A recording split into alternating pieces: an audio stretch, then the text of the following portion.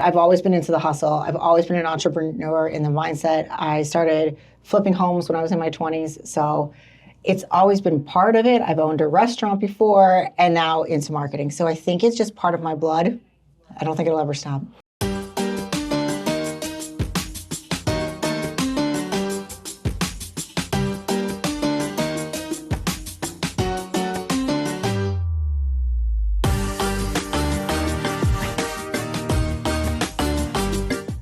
Today on the Miami Hustle, we have Robin Dimond joining us. She is the founder and CEO of Fifth and Core.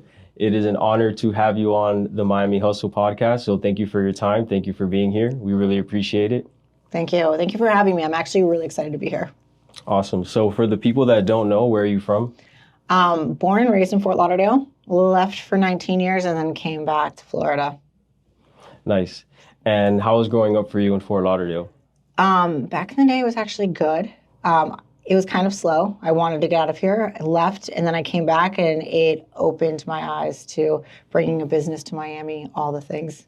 Yeah, I mean, there's always a lot of business in Miami. So Fifth and Core, for the ones that don't know as well, tell us a little bit about it. Okay, so Fifth and Core is a marketing and innovation company. So when you look at us, we're not just a marketing company, because I think a lot of people think that. We really put MarTech in our language. So we literally look for augmented reality, artificial intelligence into your marketing plan. So Fifth represents the five senses because we believe in immersive experiences. Everyone should have all their senses engaged.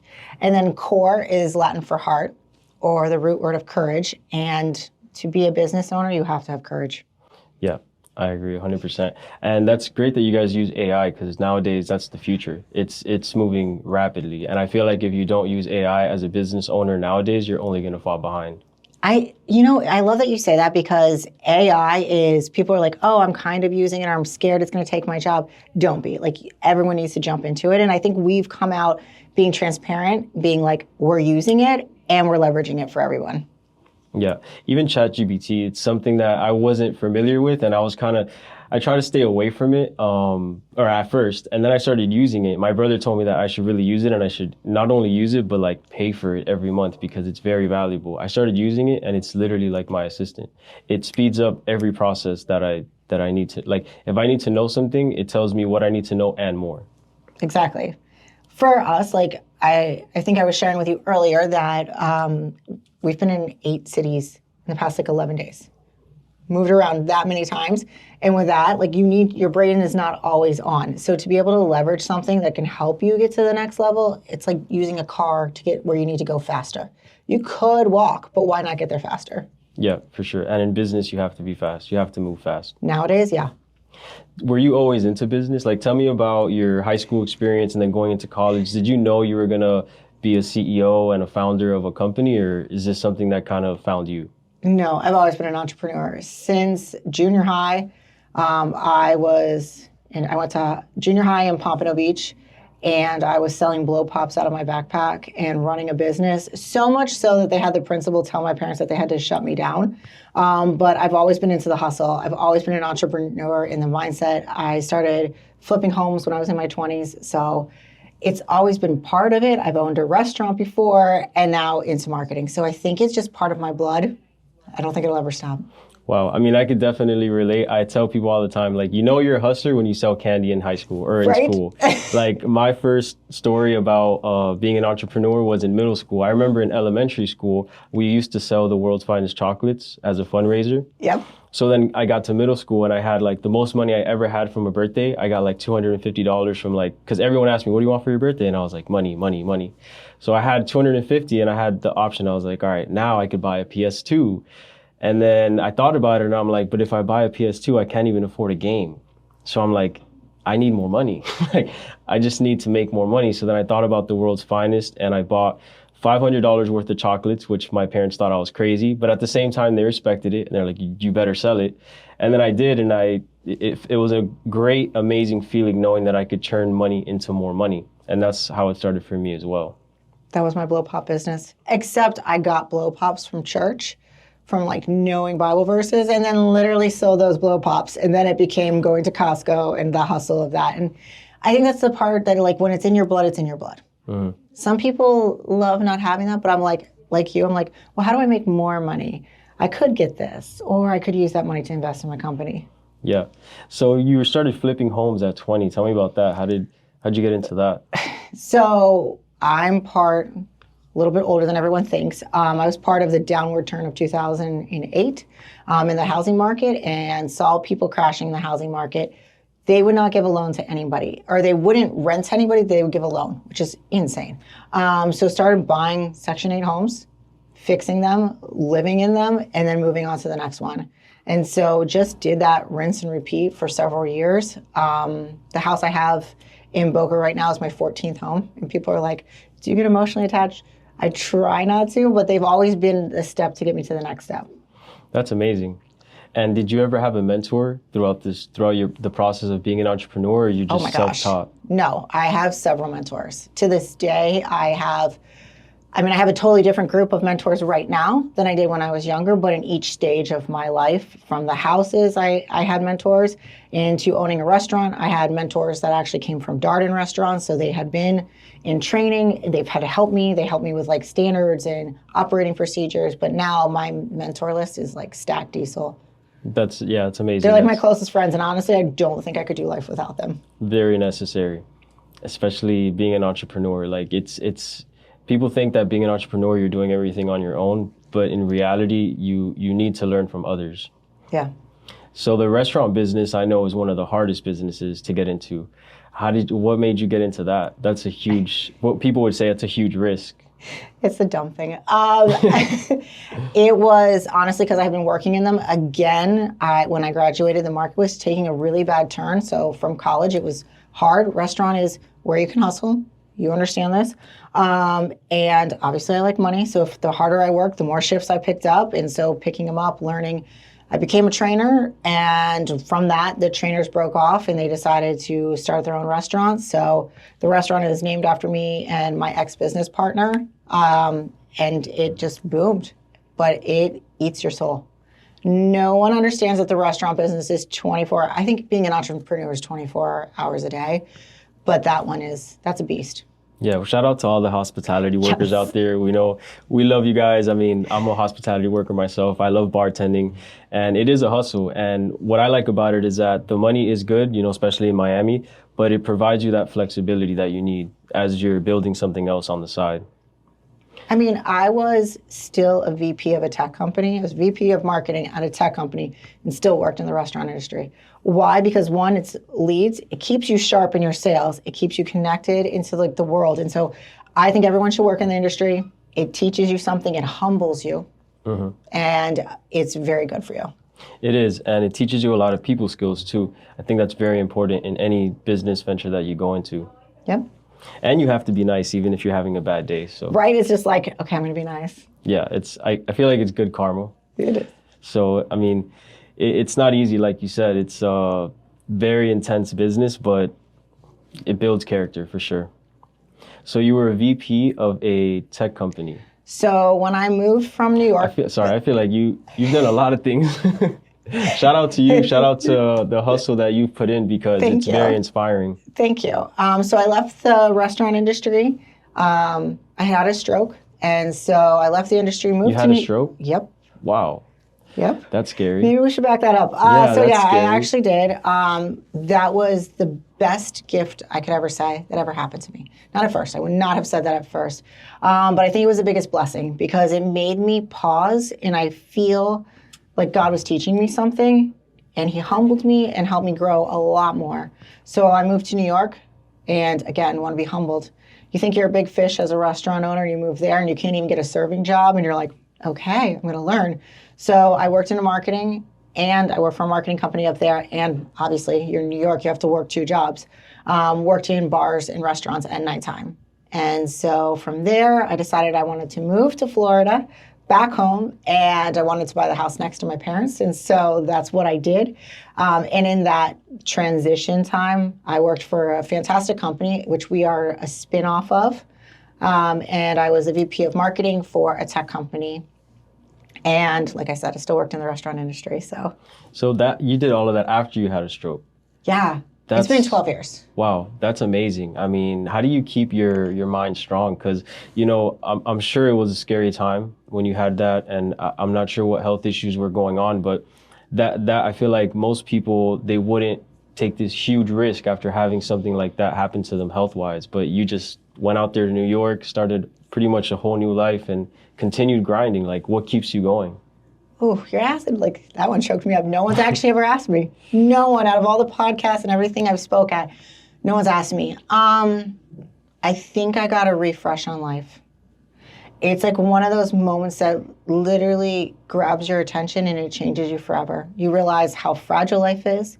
You realize if you don't embrace it and go all in, like, again, but did you die? I didn't die. And I know that's like such a like a passive thing, but like but you didn't. So go to the next thing. And it's pushed me to be harder.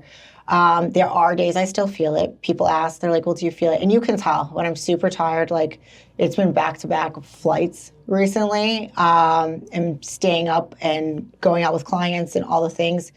I will have to say that you can see it. Like we actually spoke at a conference right before we came here. And so sometimes the stairs are a little bit off for me and I feel it down my arm and my leg. And you can see it in the morning. Sometimes like my face will be a little bit lower on this side. But other than that, my brain's still sharp. Yeah, that's amazing. But it pushes you to be better. I mean, I could only imagine. But you're a very strong woman because, again, like some people, we all go through things. You know, we all go through things and life is not easy in no matter which venture you're trying to pursue. But when something like that happens to you, I feel like it's really a wake-up call. And then you really can only go harder or just, you know, kind of like take a couple steps back. And you decided to go harder. Well, not at first. Okay. For the first 3 weeks, I did absolutely nothing. Right. And it was a friend who came and saw me on the couch and was like, so get up. Are you going to let this? Just because I was done. I was like emotionally, mentally tapped out. And it was that wake up call, that moment, that friend stepping into my life to being like, you're better than this, which is harsh because people are like, oh my gosh, what happened? You know, but it was that person who shook me, not physically, but like internally shook me and said like, hey, you need to go on. What are you going to do? Are you going to let this affect you negatively? So I'm very thankful for the people who have been in my life, who have stepped alongside of me, because that has been my motivation. Yeah, shout out to all the friends out there and the ones that push you too, because sometimes I'm a little hard on my cousins, for example, but like it's all love. It's always love. And I see a lot of potential in my friends and my people, and that's why I push them to be the best version of themselves. And I want to ask you, like, so as entrepreneurs and business owners, a lot of times we try to dabble in a lot of things and we're not sure like which one we want to go all in on. And how is it that you were to like find your passion and what you want to go all in on? Because you started off with the homes and then you had the restaurant business as well and you got into marketing. So how are you able to really find yourself and your passion and know exactly what you want? I think your passion is going to change in different stages of your life. The homes have got me to having a home. So like, which has perpetuated my business because I've been able to leverage the revenue that I earned all that time for my business. So I think you have to think about it a little bit differently. The restaurant it taught me a lot. It taught me how to manage people, taught me how to manage schedules, food, production. It taught you that anything can go wrong in your life, which is like there's no like covering it up if, you know, things break or glasses break or food is delayed. So it teaches you how to react in real time instead of hiding behind an email. And I think all of that has led to this passion. But creating experiences, and so when I said fifth, like all five senses, it is taste, smell. That's how marketing should be. That's how innovation should be. It should bring a person fully in there. It shouldn't be just something they see. And so I think each one has led to a passion. But if you're saying how to go all in, I think it's different phases. You build something for the people in your life at that time, and you let them take it over. And a real entrepreneur makes it so when they step out, it goes better than they ever thought. Yeah. If it crashes with you, when you step out, then you built nothing. Mm-hmm. Yeah, that's really how it is. You have to build systems in place so that you can be replaceable. A lot of times with CEOs or founders or entrepreneurs, they try to do everything always. But in reality, that's only going to be a detriment because you're never going to be able to grow out of that and then put others in positions to win. And that's a whole nother thing that I like to talk about with people as well. It's like, it's one thing to build a business and build a successful one, but there's a difference between being self-employed and being a CEO. Oh my gosh. Yes. So if you don't graduate from being self-employed to being a CEO, you're always going to be self-employed and you're always going to be limited. I love that. And I wish we talked about that option, because if you just bought yourself a job, you know, I'll have people, oh, I'm an entrepreneur. They have 0 employees. They have 0 overhead. There is nothing I can do to step back into a role. I can't earn payroll if I went out and worked another job. I could not pay all the people on my staff. So it is literally, when you say you're an entrepreneur or you're a business owner, it's not, I just got a job. It's something that is funding. You're paying those things for the future. And I think there's a misunderstanding about people who are working for a job because they're still in the weeds. I should be hiring people who are better than me. Like our CFO, better than me. Our marketing people, better than me. They should be, because it takes you to the next level. Yeah. Yeah, it's all about building leaders and finding those people that do the jobs that you need to be done better than you. That's the ultimate, like, CEO. That's how a CEO becomes a big CEO and not just a self-employed CEO. And I like to tell people that because there really is a difference. And I didn't know that until I saw it for myself with my dad and building his company and myself as well. It's like, when you're building something, you're doing everything. But when it's built, you have to get people to do those jobs for you. And they're not going to do it how you would have done it. And that's okay. And that's one of those things that I have to talk to myself about. I'm like, I wouldn't have done it that way. And I'm like, but if you don't empower them and you don't coach and teach and ask them, why did you do it this way? Maybe they did it that way and it's so much better that way. And so it's one of those things that you learn from, but you also have to find the right people who are transparent too, who will sit there and say, I did it this way because of this, and you trusted me to do it this way. Right. So Fifth and Core, when did that start? And tell me about that journey and how it's been going. We turned 3.5 in June. Nice. So yay for us, which is super exciting. We're celebrating half birthday still. We turned 3.5. Fifth and Core was part, like I said, we were part of a different company, and I bought it, and we were not part of them, but it was a spin out. And so it's been going good, I can say, but I want to say, like, you kind of ride the bipolar express at first. And like, if you're not ready for that, what was different from me is where some people will build and they'll have to hire people slowly. It all came at one time. So payroll, health benefits, 401ks all came at one time, which is a lot if you think about it, because we didn't have the time to ramp up. So that all came from the money I had saved for 40 years. Been putting away, been stockpiling. All of that money went to support this, which was really hard. And they always say that there's grants out there or there's like small business loans. Good luck. Good luck finding them. If you can find them, please tell me what I did wrong when I first started, because I literally leveraged my house and everything I had done in the past to fund this company when I started it. Wow. Dumb, maybe. Totally beneficial, yes. I will say last year was extremely hard. The first year, good. Last year was probably, with the elections and with everything that was going on, I'm not talking about which side everyone chose, but like literally the world was a little unsteady. Because of that, people were pulling back and not making decisions. This year, amazing. Yeah, and let's talk about investing in yourself, because that's another thing that entrepreneurs need to do, and you can't, there's no way around it. Like, even if you try to go get those loans, you're going to get that loan, but what are you going to do with it? You're going to invest in yourself, you're going to invest in your company. So how important is that, and how often do you invest in yourself and in your company? In what part of investing in myself? Well, because there's two different questions that you're asking. So there's like investing in my business, and that is going to be an answer that will blow most people's minds, versus like investing in myself. And I do want to talk about both of them. Yeah, let's start talking about investing in yourself first, like how to build yourself up first before you're able, because I think you need to build yourself up first before you start spending money on businesses and taking those risks. Because if you do it the other way around, you may spend too much on things that weren't maybe necessary. You know, I think it's very important to know yourself and build yourself first before you start spending it anywhere else. So health-wise is what every entrepreneur needs to, because you're about to work harder than you've ever worked. Your mind is about to get totally messed up And the more you travel, I will say that like your health is the number one. You get more time, the healthier you are. So health, I'm down 45 pounds. If you look at pictures from before, and I was brunette and I went blonde and started investing in how I looked, I started finding what my look was, which is extremely important because it helped my brand get a look. Whoever you are is who you should be. So investing in my own health and the way I appear. Next is spiritual.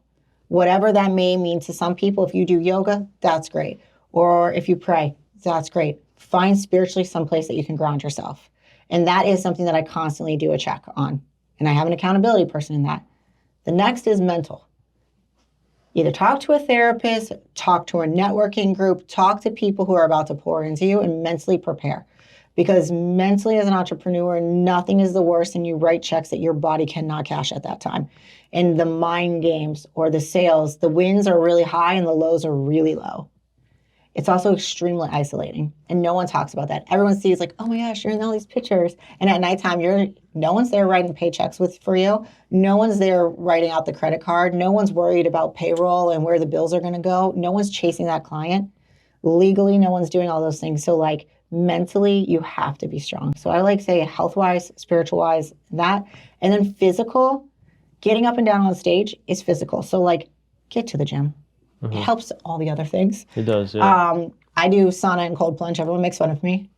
But if you can stay in a cold plunge for like 2 minutes, you can do anything for the rest of your day. So those are the things like get on a treadmill. We were in Nashville last week and got on a treadmill. I was walking, obviously not doing anything. I was doing curls like, I don't want to do this at all. But it gets your body moving and it clears your head. So I think those are the 3 things you should invest in personally. Investing in my business, this might be my greatest fault. I would rather take money from things that I'm doing and put them right back into the business. So it's like, oh, we could be this profitable. No, we went and hired this person because we needed that person. We need to do this. No, we went and did this. So we constantly are reinvesting our money. And at first I was decent at it. I was good. I thought I was great at it, but I wasn't. I was decent, good. I have a financial advisor who's like, here's the decisions. When taxes come, this is how much you owe. When your contracts are coming legally, this is what you need to know. This is what your insurance is. So I think that reinvesting into the business, I'm one of those entrepreneurs that we're either doing trainings for people, we're hiring new staff. That's where the money goes. Yeah, and I think it's really important to talk about that because most people, the ones that are on the outside looking in of entrepreneurship and they want to do this and they want to be a part of the cool thing to do, it's like you need to realize that it's not about making money, it's about spending it. Like that's how businesses are built. When you start whether it's a passion project or it's a career that you want to pursue or a business that you want to pursue, like you're going to have to spend money on it before it makes you any type of money. And comes with a lot of sacrifice. I think that's the thing that people need to learn too. Whether it's networking groups you're going to be part of, podcasts, filming, videos, your thought leadership, your business, your payroll, all of those things. And people are like, but there's millions in revenue. Cool. But how much in profit? And sometimes it's a loss. And I think that is the thing when I said mentally, the loss, you're like, on the outside, this looked amazing. This was not amazing this year. Yeah. But I think that reinvestment, you're not going to get to the next level. Yeah, no, it's very necessary. And to grow as well, like even when you finally make that profit, like you said, it's like, okay, now what can I do with this? It's not about let me take this home. It's let me build again and just keep building. And so Fifth and Core, what made you want to start this company? Mine's not really a wanting to start. We just have a different story. I really didn't want to be an entrepreneur again because I had, like after the restaurant, I was like, you know what, I'm good. It was a time of one business being like, hey, we're going to change what we're doing. And it was the opportunity to get this. And so mine's a little bit of a different story. But when I jumped in full on, whole heart. From the time I ended one job to start was literally December 31st at 11 p.m. All the contracts were signed. January 1st, Fifth and Core started. Wow. So it wasn't like okay, you get some time, you don't even get a week. It was jump right in, taking over everything. Yeah, that's intense. Yeah. And is it just you? Yes. Wow. You're like Superwoman. No. If you can find a business partner, I would say do it. Find a good business partner. It is just me. And it's kind of like marriage. Like single's great. But then when you have somebody to share that burden with, yeah, you're going to have fights. You're going to do that. Being a single entrepreneur is extremely hard. It is, but picking a good business partner is very hard too. And it's that's bad something that's a whole other story. But it's always great at first, but you need to make sure you're with the right team and the right people around you. It's a marriage. Especially in business. Oh my gosh, yeah. It is, for sure. I mean, marriage is kind of business. It is love, but it is love, and there's going to be days that you don't feel love. And I will say, as being an entrepreneur and working in it and being the founder, there's some days that I'm like, okay, I not only have to make sure I get a paycheck, but ADP is going to make sure everybody else gets a paycheck, whether there's money in the bank or not. So either I'm pulling it from my savings account to pull it in and feed it, but I still have my own bills. It's not I let go of my team on months that are bad. You still come up with it. So having a good reserve in there, I will say the first year we went $500,000 in debt before we started making profit. That was literally just pulling from my own bank account. I was like, what am I doing? Yeah. What in the world am I doing? Yeah. So I think that people don't understand how much the investment is. Yeah, people want to make $500,000, but they don't want to spend it. You write payroll for 120 days before you ever receive your paycheck. I promise you're going to be thinking about life a little bit different. Yeah, that's just what it takes sometimes. And that's why it's good to let people know these things because, again, on the outside looking in, it looks very pretty, it looks nice, but you don't really know what it takes. You don't really know how much money is being spent and how much time and energy is being put in. So for someone that wants to work with Fifth and Core and they have, I guess, a company or a product that they want to promote or market, walk me through that process. So if you have a company and you're looking for we work in a couple different areas. So we either can be your turnkey team. So some people are like, oh my gosh, I don't want to hire this internally. So we're a complete turnkey team for them. We do their marketing, their PR, their website, their social media, whatever we do that. We work in a consulting factor, which is, okay, hey, I already have a team in place. They just need to get to the next level. So we'll come in and we'll work with their team on different areas, help their team get stronger, and basically are those consultants like that person in their pocket. And then the last one is interim. So, hey, your team is growing. You're not ready to hire a full-time person, but you don't know, or you're not ready to make that full investment. We come in during that interim. Also maternity coverage. So like if someone's stepping out for maternity or paternity coverage, or someone's sick and they need someone, we have a whole entire team that steps in right away that you don't have to train, who gets going. So I think that's the reason, 3 different ways people hire us. Yeah, that's very necessary. Like for you to take off a lot of work on their end and you guys take care of all of that, that's huge for that company. And that's really a way for them to strive and get to that next level as well. And how have you guys been able to build Fifth and Core? Like, where do you guys get most of your clientele from? Is it mostly referrals, or do you also do a lot of marketing as well? That's a great question. So it's going to be so different than you even think. Our community and partnerships are where 82% of our revenue came from last year. So the first year, no, it was hardcore sales, every single thing, marketing. We market ourselves, but we also work with a ton of industry partners. So us speaking at events, referral business from our own clients, and then referral business from partners. There's a branding agency who's like, hey, we don't do the things you do.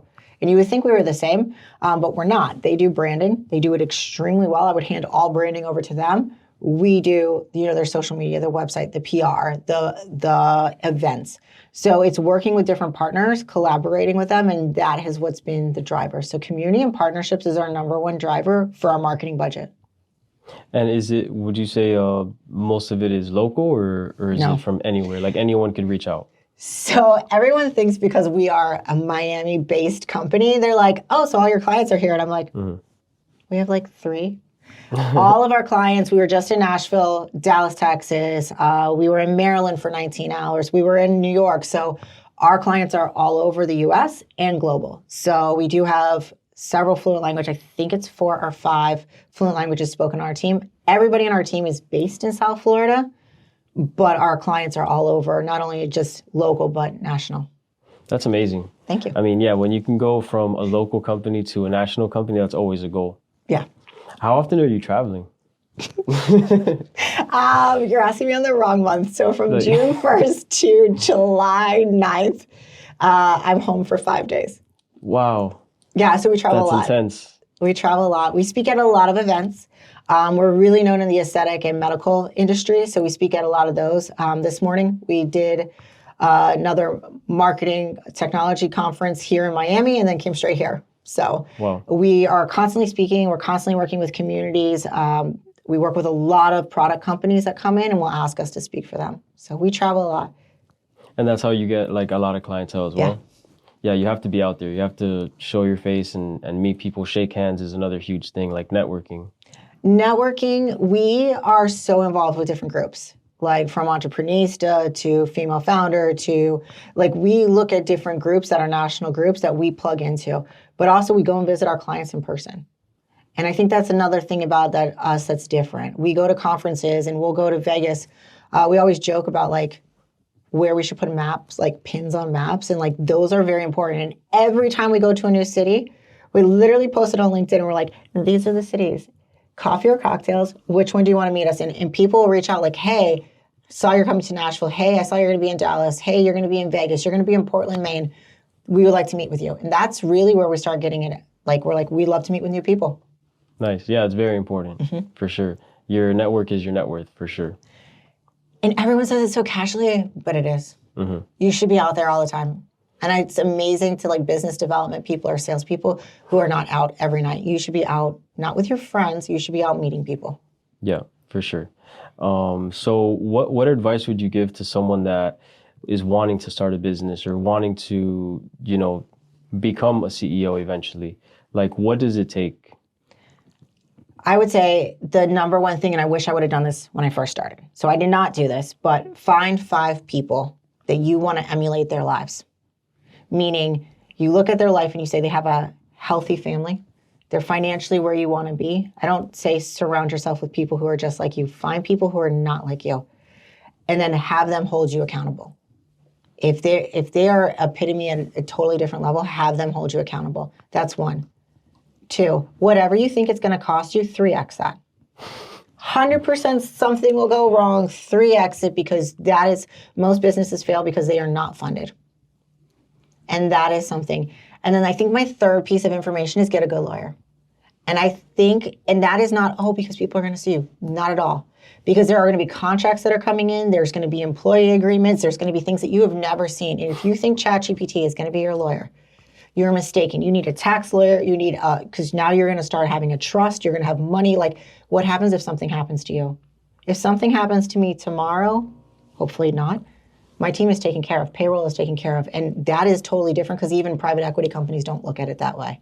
So I would say get a good lawyer. So get mentors, get a good lawyer, and make sure you have enough funding.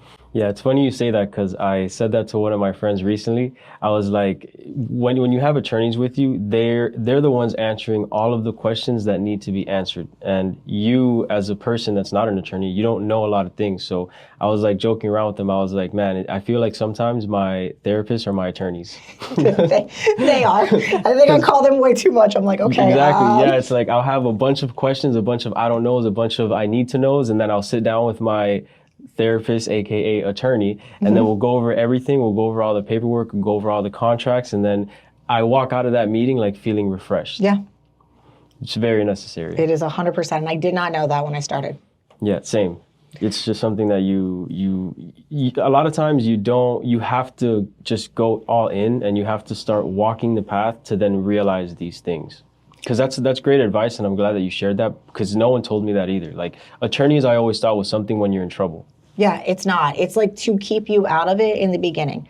When you have to hire them later on in life, it's way more expensive. Hire a good one that sets up your contracts first. Hire a good one who looks at your employee agreement. Hire a good one who's like, okay, this is what happens if somebody goes bankrupt in the middle of paying you for a service. Like, there's a lot of things that you need to have a good attorney for. Mm-hmm. And so as a woman entrepreneur, let's talk about that because I feel like I feel like it's pretty much like harder to be a woman entrepreneur. Why do you say that?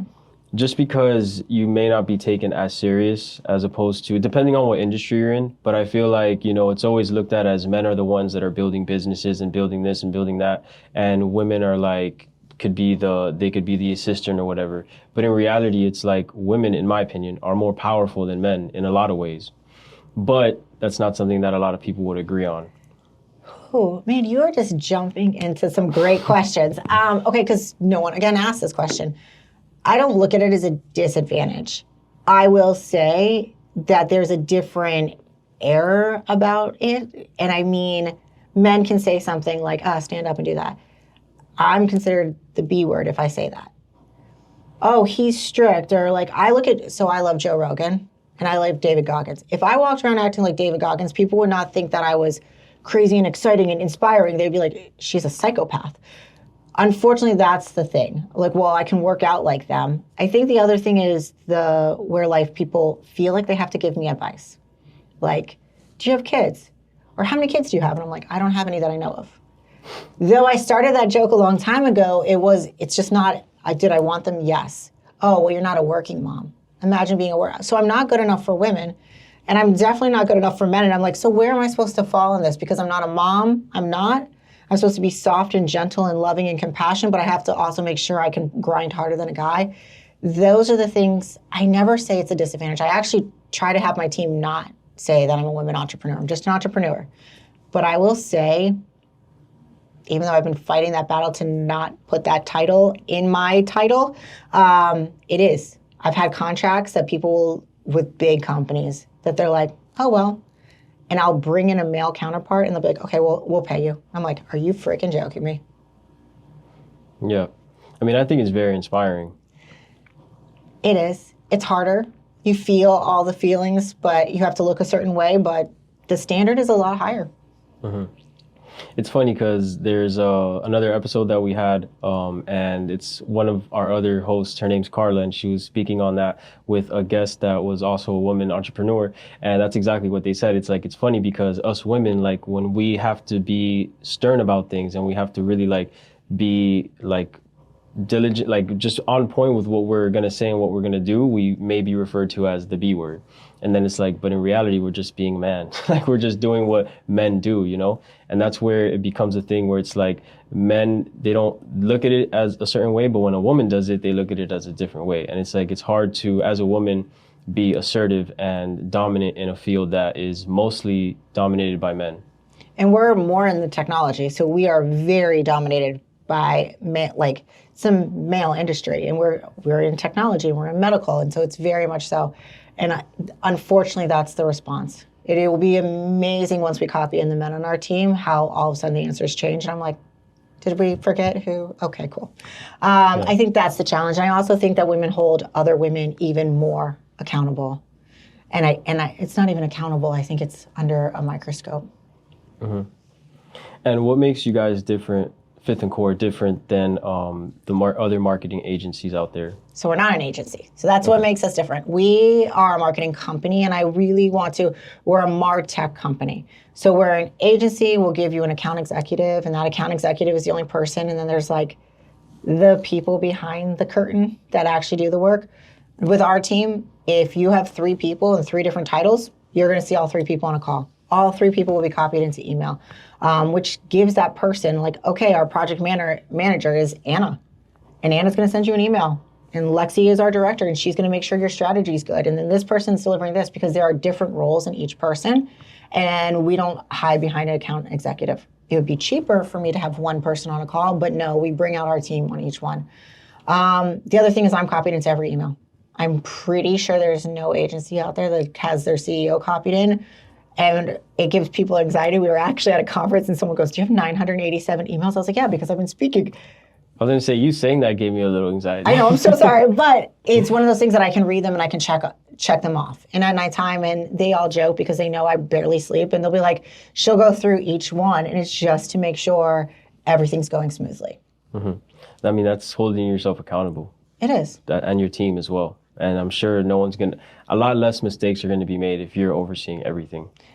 It's not that I'm overseeing it. It's just things that could be like, hey, you're right. That strategy could have been different. Let's try something. Or, hey, TikTok didn't actually get banned. It got banned for like a whole 24 hours. Mm-hmm. So let's put in a new strategy. Like there's things that are constantly changing in our world. And so to copy everybody in gives us a totally different advantage. And what would you say makes you a hustler? Grit. I'm gritty. I'm not going anywhere. Like companies will be like, why should I hire you? And I'm like, because my money's on the line. I'm like Teflon. We're married. That's it. And I think that is what makes me a hustler. But follow me for like a day. Come live a life with me. I will bring you to every single thing. I'll bring my team, ask my team. Hustling means every single day. And there are days you don't want to do it, but there's a greater advantage. Everyone says I move the field post. So I move it on myself. I'm like, here's our goal. And then I'll just like move it once we hit to it. And they're like, what is wrong with you? I think that's it. And it just gives me that drive. I don't know, psychologically damaged. I have no idea what's wrong. So what does keep you going on those days where you feel like burnt out? Like what keeps you going? Like what's your why? My why is seeing what other people's lives are looking like. It's getting that entrepreneur that says, I don't have to close my restaurant during COVID because you thought outside the box. Do you know how many jobs you saved? Not only did I save their house that was attached to their business, but I saved 40 other jobs. It's my team buying their first house. And I'm like, you worked here so you could provide for a house. It's the part of the community that you bring a business owner that little rescue raft right when they need it. It's that introduction. And I think I'm a master at introducing people. I love networking. That's like my whole thing. That's my why. It's like, it's so far outside of it. I constantly say this will not be my company forever. And that's like, for some reason, the most disruptive thing I could say to people, but it's not. I'm building this so that in 3 years, I can be the janitor. And I know that sounds insane, but I really do want to be that person who they're like, hey, can you clean up this mess? Can you jump back on a call? Like that consultant that comes in, they're going to run it better than me. And that's my why. I didn't get to have my own kids. And unfortunately, I missed that. So this is my way of giving back to other people. Yeah, that's amazing. And I'm sure a lot of people appreciate that and a lot of people look up to you. No, that's another thing. I think that's so crazy that you say that because I don't think a lot of people like it. I read the reviews. I read all of those things. And some people are like, oh, she would eat her own young. I wouldn't. If you get to know me, you'll see those things. I don't think everyone appreciates it because they don't know. They will one day when I'm out of the picture. They'll be like, oh, yeah, that was amazing. Yeah, I think your mindset is very different. At least the people that I've talked to, the business owners, the CEOs, they've never really given me that perspective of like, I'm building this to not own this anymore. That's something that you have to be very, very like thinking way out of the box and way bigger because most people, when they're building something, they just want to build it and make it be big and bigger, but they don't think about that next step. So what made you want to think about that? Because someone else gave me a chance once. So why wouldn't I build something, take a tiny percentage, give that person it, and slowly fade myself out? That's like the ultimate goal. That I feel like, again, no one really talks about. I'm not trying to sell it either. That's the other thing. People are like, you're going to sell the business to someone? Like, no, I'm going to slowly fade out and they're going to take over. And they're like, wait, that doesn't even make sense. But it is. And that's why I'm starting several different businesses to do that. That's the best way to do it. That's what builds real residual income. Yes, but it's also a legacy. I don't really look at it's my job to invest in the market now. I don't need the residual later. So how do you build a legacy? Let's talk about like that. Okay. I think a legacy is who you are. And so, like I said, I am not blessed enough to have my own kids. And that ship has sailed for everyone who wants to know. So for me, a legacy is being able to see what you've been able to do in the future. So it's giving that employee a way to grow their own business, to provide for their own family, to take it to the next level. It's a way to give that partner a connection that takes their business into something that leaves a tiny bit of your name. Legacy is knowing that you did something greater than yourself at the end of the day. That's amazing. I mean, you say some people may not be inspired, but I'm very inspired, and I know people are going to be inspired by this episode. Thank you. These gems that you're dropping are amazing, and I love your mindset, and I love what you're building for yourself and everyone around you, really. Remember that stroke? When I said I got super clarity? It erased so much of my mind, but I think the things I forgot are the ones that are like, you're in this to grind and have your name in shining lights. Those days are over. Everyone's like, why didn't you name it Diamond Marketing? Or it's not, because it's not always going to be. I always say, like, I want to see their faces on it. Shouldn't just be the Robin show. Because eventually it won't be the Robin show. And so it's supposed to lead into something different. Yeah, it's like you remove the ego from it. Yeah. That's huge. A lot of people have big egos, and that stops them from the greatness that they could have got to. So, I mean, what do you have next for Fifth and Core? Because this is, again, like this is something that I'm not used to hearing. So I would love to know, like, how do you get to that point where you hand it off to someone else? Like, what are the next couple years looking like? Okay. I think it's a three-pronged approach. So one is our community and partnerships. 3 years ago, we brought in somebody who may be sitting in this room. We brought in somebody who on June 20th joined our team and started community and partnerships. And she was like, Robin, what is that? And I was like, I don't actually know. I can't even write a job description. She was interviewing for PR and she wanted to do that. So community and partnerships, she actually took a risk and we started doing all these partnerships. And I told you our revenue's grown from that. That is spinning out next month, another business that we have called the Core Collective. So it'll be a networking group that we started because of how big and successful that's been. We want to help other entrepreneurs create partnerships and community. Then we have our marketing one, which we're very focused in on that, and that is growing. And then I think our product line, which we keep saying is going to get off the ground one day. But for the 5 senses, we would like our product line to actually, every product engages with a 5 cents. So when you get a thank you from us or you get a birthday card from us, it is a gift and people can order them for other people. Nice. And where can people find you? Like, where can people find Fifth and Core? Is it mostly online? Like the best way to reach you guys? That's the best way. So fifthandcore.com is the best way. You can connect with us on LinkedIn if you want to get a newsletter. You can connect with me personally. You can go into the website and connect, and we can actually set up a meeting for you. Nice. And what mentors would you say are, like, do you have around you now, like, that impact you the most? You want their names? If you're willing to give them up, I just wonder, like, who has built you to be this person that you are? Whether it's like very known ones or people that maybe are in just your close circle, just, shout them out. Okay. I will shout them out. Thank you. So Ron, who is our CFO, he actually took a risk on me and he should never have, but I have not stopped proving him right, into investing in me as a person. And he keeps me in our financial realm online. I will say Gene for legal, he has stepped in and looked at everything and has taught me that you need force majeure in your contracts. And I was like, what the heck? I didn't even know this. Diana Lopez has taught us everything about aesthetics, and we are aesthetic and medical, a lot of marketing in that area and products. And I would not be able to do half the things that people give me credit without Diana, I will say. Matt, who has brought all of those people into my life, is definitely the person, and he is the one that helps me be a little bit more nonchalant and think of like a business owner, constantly being like, what property are you going to buy? What are you going to do? So I would say those people for sure are the people I can call up anytime, and they've taken the business to the next level. Nice. Shout out to all of them. Shout out to the team. Any like big people like, David Goggins? Okay, so if you're like asking me where I get my hustle porn, I guess I shouldn't use that word. But if you're asking me where I get that, David Goggins, for sure. I've done probably all like You Can't Hurt Me, best book ever to read. Mel Robbins, which she said, let go. That had to read that book like twice. Joe Rogan, because I think in health-wise and in business, he changed his life health-wise, and that helped perpetuate his podcast and his business. So I would say that. I have a lot of guys. I think differently.